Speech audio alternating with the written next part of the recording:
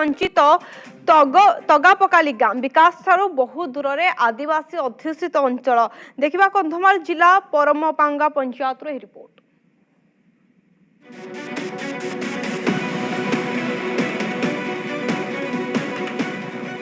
नाही नाही गाँ तगापकाली गाँ पाई सरकारी योजना 7 सपन थरे देखंतु राज्य सरकार को विकास वास्तव चित्र। ए बालीगुड़ा ब्लॉक अंतर्गत परमपांगा पंचायत तगापकाली गाँ।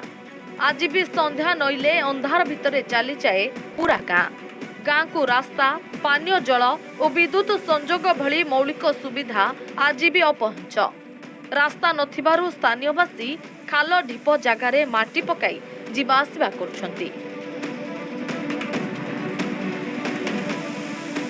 करंट भी देना रास्ता भी देना देख आम बहुत असुविधा अच्छे ये 10 परिवार बहुत असुविधा अच्छे आम ज्वर हेले भी कटोरे बुईक नौ आज्ञा हमको सरकार किए सरकार प्रचार ना कि मेडिकल ना अंगनवाड़ी ना स्कूल भी गोटे ना तापर आमर आवाई रास्ता भलटे ना आमको रास्ता आ इलेक्ट्रिक आमको देवाक निहाती ना आम भोट देव ना वर्ष एजाए गाँव में पहुंची पारिनी वसुधा योजना।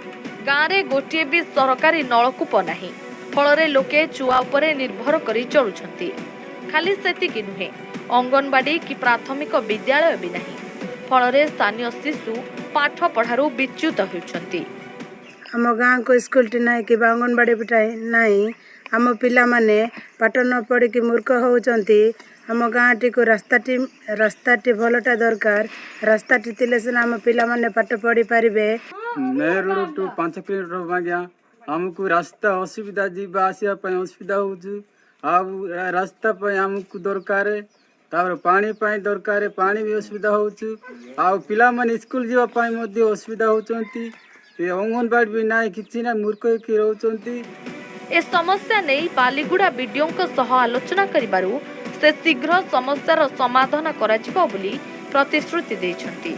राज्य सरकार को तो राज्य सरकार ए गाँ को दृष्टि दियंतु रास्ता भल रास्ता खंडे दियंतु पीवा पानी दियंतु एवं करेंट दियंतु एवं पिला मानकर शिक्षा पाई अंगनवाड़ी एवं स्कूल स्थापन कर दियंतु जो द्वारा गाँ रो समस्या दूर हेबो। धन्यवाद।